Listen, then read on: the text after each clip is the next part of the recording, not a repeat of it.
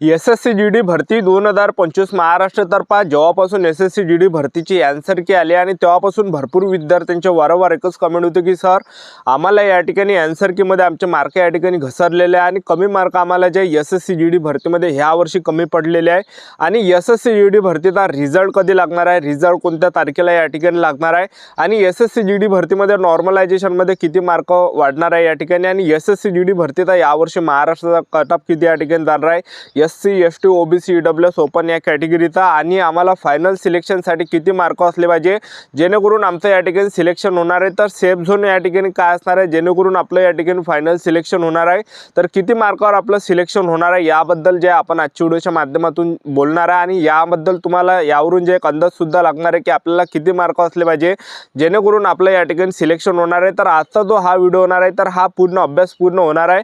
तर आजच्या व्हिडिओच्या माध्यमातून मी याबद्दलच बोलणार आहे की एसएससी जीडी भरतीचा महाराष्ट्राचा फायनल कट ऑफ या ठिकाणी किती जाणार आहे, कॅटेगरीनुसार सेफ झोन काय असणार आहे याबद्दल आजचा व्हिडिओ खूप महत्त्वाचा होणार आहे। व्हिडिओ शेवटपर्यंत बघा आणि व्हिडिओला आताच लाईक करा। नमस्कार विद्यार्थी मित्रांनो, माझी नोकरी कॉर्नर यूट्यूब चॅनलवर मी गोपाल अनखळे तुमचं सर्वांचं सहर्ष स्वागत करतो।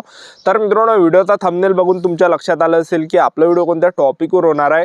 व्हिडिओ सुरू करण्याच्या आधी आपल्या यूट्यूब चॅनलला सबस्क्राइब करा जेणेकरून प्रत्येक भरतीचे अपडेट तुमच्यापर्यंत सर्वात आधी पोहोचेल। जास्त करून एसएससी जीडी भरतीच्या रिलेटेड जास्त व्हिडिओ आपल्या चॅनलवर अपलोड करत असतो, ठीक आहे। तर व्हिडिओ सुरू करण्याच्या अगोदर सर्वांना एक रिक्वेस्ट आहे की तुम्हाला एसएससी जीडी भरतीमध्ये तुम्हाला किती मार्क पडले हे नक्की या व्हिडिओ खाली कमेंट बॉक्समध्ये लिहा।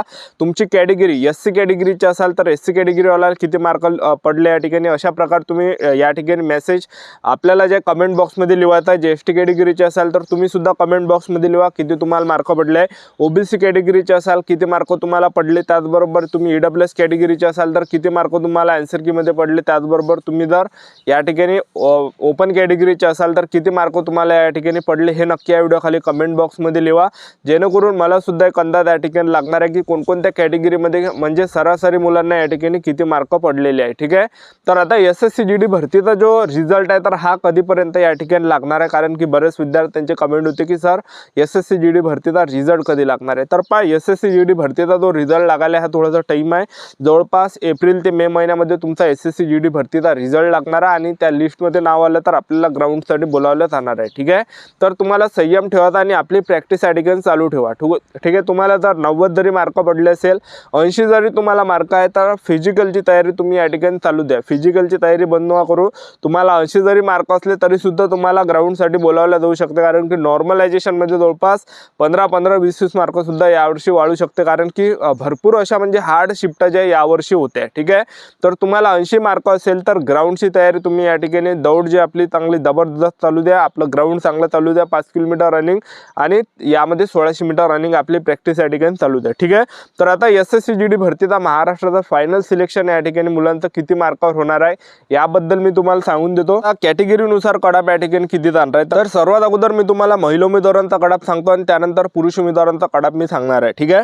तर पहा, ईडब्ल्यूएस कॅटेगरीच्या महिला उमेदवार असाल तर फायनल जे सिलेक्शन आपलं होणार आहे 160 मार्काचा पेपर होता। 160 पैकी आपल्याला 100 जर असेल, 101 जर असेल तर आपलं फायनल सिलेक्शन या ठिकाणी होणार आहे, ठीक आहे। आणि तुम्हाला 80 जरी मार्क असेल तर तुम्हाला जे विद्यार्थी मित्रांनो या ठिकाणी जे प्रयत्न करायचे, कारण की नॉर्मलायझेशनमध्ये जरी 15-20 मार्क जर वाढले आपले तर आपलं डायरेक्ट या ठिकाणी सिलेक्शन होऊ शकते, लक्षात ठेवा, ठीक आहे। त्याचबरोबर ओबीसी कॅटेगरीचा जो फायनल कडाप या ठिकाणी जाणार आहे महिला उमेदवारांचा 160 पैकी 101 ते 102 मार्कावर या ठिकाणी फायनल सिलेक्शन महिला उमेदवारांचं होणार आहे। आणि तुम्हाला जर समजा 80-82 मार्क जरी असेल तरी सुद्धा तुम्हाला प्रयत्न सोडायचे नाही, कारण की नॉर्मलायझेशनमध्ये 15-20 मार्क पडले तर आपलं फायनल सिलेक्शनपर्यंत आपण या ठिकाणी पोहोचू शकतो, ठीक आहे।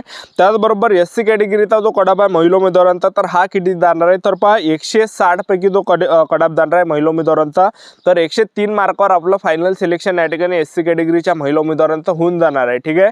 तुम्हाला यापेक्षा कमी जरी असेल, 85 जरी मार्क असेल तरी सुद्धा आपल्याला जे खचून द्यायचं नाही, कारण की आपले 15-20 मार्क जरी नॉर्मलायझेशनमध्ये वाढले तर फायनल मेरिटपर्यंत आपण या ठिकाणी पोहोचू शकता, ठीक आहे। त्यानंतर तुम्ही एसटी कॅटेगरीचे असाल तर एसटी कॅटेगरीच्या महिला उमेदवारांचा जो कडाप जाणार आहे तर हा जवळपास 160 पैकी तुम्हाला 91 91 ते 92 मार्क जर असेल तर फायनल सिलेक्शन तुमचं यावर्षी होऊन जाणार आहे. ठीक आहे. आणि तुम्हाला जर कमी जरी म्हणजे तुम्हाला जर समजा कमी जरी आता मार्क असेल, जवळपास 80 जरी मार्क तुम्हाला असेल तर तुम्हाला खचून जायचं नाही आहे, कारण की नॉर्मलायझेशनमध्ये 10 मार्क जरी वाढले तर आपण फायनल मेरिटपर्यंत या ठिकाणी पोहोचू शकता. ठीक आहे.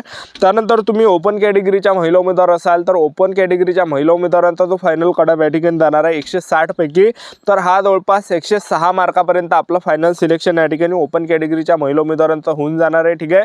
तुम्हाला जरी 86 जरी मार्क असेल तरी सुद्धा तुमचा प्रयत्न तुम्हाला चालू ठेवायचा आहे, कारण की नॉर्मलायझेशनमध्ये 20 जरी मार्क वाढले तर आपण मेरिटपर्यंत या ठिकाणी पोहोचू शकता. ठीक आहे. तर एवढं या ठिकाणी फायनल कटऑफ जाऊ शकतो, एक लक्षात ठेवा. ठीक आहे. त्याचबरोबर आता आपण पुरुष उमेदवारांचा जर कटऑफ पाहिला आपण, तर माजी सैनिक जर तुम्ही असाल तर माजी सैनिकमध्ये जवळपास तुम्हाला 80 मार्क जरी असेल, 80 मार्कावर सुद्धा आपलं फायनल सिलेक्शन या ठिकाणी होऊन जाणार आहे. ठीक आहे. कारण की माजी सैनिकांचा एक्स सर्व्हिसमॅनचा जो कटऑफ हा खूप कमी या ठिकाणी जाते. 80 मार्क जरी तुम्हाला असेल, 70 मार्क जरी असेल तरी सुद्धा सिलेक्शन होऊन जाते. ठीक आहे. 60 मार्क जरी असेल तर सिलेक्शन होऊन जाते. तर एक्स सर्व्हिसमॅनचा जो कटऑफ हा खूप कमी या ठिकाणी जातो, एक लक्षात ठेवा. ठीक आहे. आता एस सी कॅटेगरीचा कटऑफ इथं किती जाणार आहे, तर पहा एस सी कॅटेगरीचा पुरुष उमेदवारांचा जो कटऑफ आहे तर पहा 160 पैकी जो कटऑफ या ठिकाणी पुरुष उमेदवारांचा जाणार आहे एस सी कॅटेगरीचा, तर हा जवळपास 113 मार्कावर आपलं फायनल सिलेक्शन यावर्षी होऊन जाणार आहे. ठीक आहे. त्याचबरोबर तुम्ही जर एस टी कॅटेगरीचे असाल तर एस टी कॅटेगरीचा जो कटऑफ आहे तर पहा एस टी कॅटेगरीचा जो कटऑफ आहे 160 पैकी जवळपास 104 मार्क जर तुम्हाला असेल, 103 मार्क असेल तर फायनल सिलेक्शन यावर्षी तुमचं होऊन जाणार आहे. ठीक आहे. आणि तुम्हाला जर समजा कमी मार्क जरी असेल, ठीक आहे, तुम्हाला जरी समजा आता या ठिकाणी 80-85 जरी मार्क असेल आणि तुम्हाला नॉर्मलायझेशनमध्ये 20 मार्क वाढले तर आपलं फायनल सिलेक्शन या ठिकाणी होऊ शकते. ठीक आहे. सध्या नॉर्मलायझेशन व्हायचं आहे. ठीक आहे. नॉर्मलायझेशन कधी होणार आहे, ज्यावेळेस रिझल्ट लागणार आहे त्यावेळेस नॉर्मलायझेशन त्या ठिकाणी होणार आहे आणि तेव्हा आपल्याला समजणार आहे की आपल्या शिफ्टचे किती मार्क आपल्याला या ठिकाणी नॉर्मलायझेशनमध्ये वाढले. ठीक आहे. त्यानंतर आपण EWS कॅटेगरीचा जर विचार केला आणि एस सी कॅटेगरीचा पण तसंच, एस सी कॅटेगरीचे जर तुम्ही असाल तर फायनल जो कटऑफ हा 113 मार्कावर जाणार आहे आणि तुम्हाला जर समजा 100 मार्क असेल आणि नॉर्मलायझेशनमध्ये 13 मार्क वाढले तर डायरेक्ट आपण मेरिटपर्यंत या ठिकाणी पोहोचू शकतो. ठीक आहे. तर नॉर्मलायझेशनचे आपले मार्क या ठिकाणी वाढणार आहे आणि EWS कॅटेगरीचा जो कटऑफ आहे, EWS कॅटेगरीचा जो कटऑफ हा 160 पैकी 116 मार्कावर आपलं फायनल यावर्षी सिलेक्शन होणार आहे. ठीक आहे. आणि तुम्हाला 100 मार्क जरी सध्याच्या कंडिशनला असेल तर तुम्हाला खचून जायचं नाही. नॉर्मलायझेशनमध्ये 16 मार्क जरी वाढले तर फायनल सिलेक्शनपर्यंत आपण या ठिकाणी पोहोचणार आहे. ठीक आहे.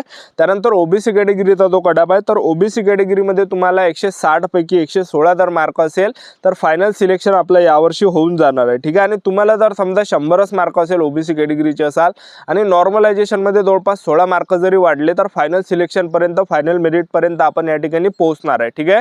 तर आपल्याला जे विद्यार्थी मित्रांनो प्रयत्न या ठिकाणी चालू ठेवायचे आहे, ग्राउंडची तयारी तुम्हाला चालू ठेवायची आहे. ओपन कॅटेगरीचे जर तुम्ही असाल तर ओपन कॅटेगरीचा जो कटऑफ आहे फायनल SSC GDचा तर हा 160 पैकी तुम्हाला 118 जरी मार्क असेल तर फायनल सिलेक्शन तुमचं यावर्षी होऊन जाणार आहे. आणि तुम्ही ओपन कॅटेगरीच्या आणि तुम्हाला आताच्या सध्याच्या कंडिशनला जवळपास 100 मार्क जरी असेल तरी सुद्धा आपली प्रयत्न या ठिकाणी चालू ठेवायचे, रनिंग तुम्हाला चालू ठेवायचे, कारण की आपले 18 मार्क जरी नॉर्मलायझेशनमध्ये वाढले तर आपलं फायनल सिलेक्शन या ठिकाणी यावर्षी होणार आहे. ठीक आहे. तर एवढाच कटऑफ जे आहे यावर्षी जाणार आहे, कारण की पेपर जे आहे खूप हार्ड होते, एक लक्षात ठेवा. म्हणजे टाइम खाणारे प्रश्न त्या ठिकाणी SSC GDच्या शिफ्टला होते आणि टाइम सुद्धा हिवाळ्याचा जो टाइम आहे तर हा एकदम फास्टमध्ये जाते, तर भरपूर मुलांना टाइम सुद्धा त्या ठिकाणी पुरला नव्हता. ठीक आहे. मागच्या वर्षीपेक्षा जर पाहिलं ह्या वर्षी मुलांना कठीण गेलेला आहे पेपर. ठीक आहे. तर तुम्हाला जे विद्यार्थी मित्रांनो खचून जायचं नाही, प्रयत्न या ठिकाणी चालू ठेवायचे, कारण की आता 1-2 महिन्यांना आपलं ग्राउंड सुद्धा या ठिकाणी चालू होणार आहे, एक लक्षात ठेवा. ठीक आहे. तर आपलं YouTube चॅनल सबस्क्राईब करून ठेवा. वेळोवेळी अपडेट मी तुम्हाला SSC GD भरतीबद्दल देत राहणार आहे. आजच्यासाठी इथंच थांबतो. भेटा नेक्स्ट व्हिडिओमध्ये. जय हिंद, जय भारत.